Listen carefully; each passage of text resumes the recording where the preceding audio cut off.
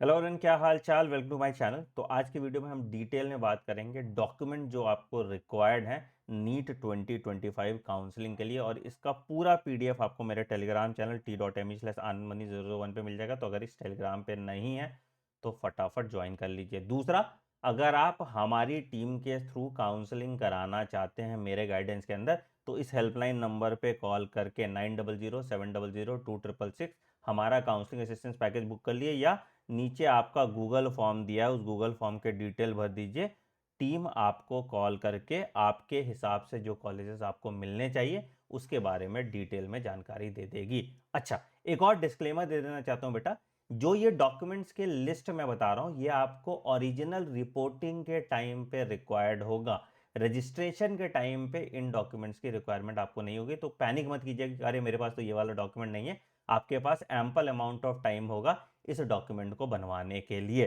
तो क्या क्या डॉक्यूमेंट चाहिए सर? सबसे पहला डॉक्यूमेंट जो आपको चाहिए that is allotment letter issued by MCC. तो होता क्या है, जब आप रजिस्ट्रेशन करेंगे, चॉइस फिल करेंगे, चॉइस लॉक होगा और आपको अगर कोई कॉलेज अलॉट होता है तो उसका अलॉटमेंट लेटर एमसीसी इशू करती है आपको, जिसकी प्रिंट आउट आपको ले जानी है जब आप रिपोर्ट कर रहे हो अपने पर्टिकुलर कॉलेज के लिए। ठीक है।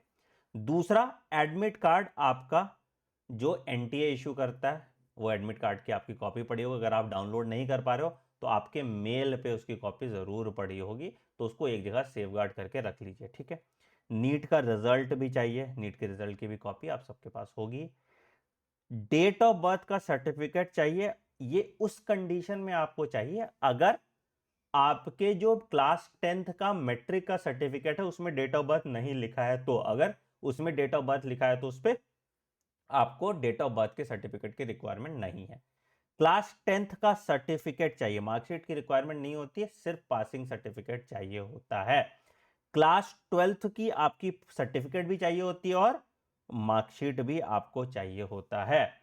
8 पासपोर्ट साइज फोटोग्राफ चाहिए होता है, जो आपने एप्लीकेशन फॉर्म के टाइम पे भरा था वही सेम फोटोग्राफ यहां पे भी लगता है। प्रूफ ऑफ आइडेंटिटी चाहिए होता है, Aadhaar card, PAN card, driving licence, passport कुछ भी चल जाता है। और अगर आप एनआरआई कैंडिडेट हैं तो आपको एनआरआई के लिए अलग से डॉक्यूमेंट देने पड़ते हैं, जैसे पासपोर्ट कॉपी जो स्पॉन्सर है आपका, ठीक है, और एम्बेसी का सर्टिफिकेट जिस एम्बेसी से आप अप्रूव करा रहे हो।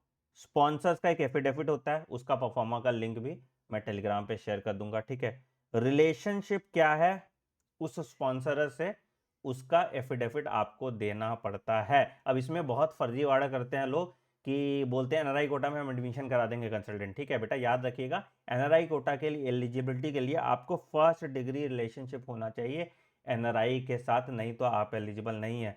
तो ये चक्कर में मत पड़िएगा कि एनआरआई कोटा के थ्रू एडमिशन ले लीजिए और आप के फर्स्ट डिग्री रिलेशनशिप में या आपके इमीडिएट पेरेंट्स में से कोई एनआरआई नहीं है, तो ये भी ध्यान रखिएगा। ठीक है। अच्छा, अगर आप ओसीआई है, मतलब ओवरसीज सिटीजन ऑफ इंडिया या फॉरेन नेशनल है, तो उनका भी आपका सिटीजनशिप का सर्टिफिकेट नंबर या कार्ड नंबर के डॉक्यूमेंट्स रिक्वायर्ड है। ठीक है। बाकी अगर आप एससी कैटेगरी में या एसटी कैटेगरी में है तो उनका जो सर्टिफिकेट इशूड है वो चलेगा। ठीक है।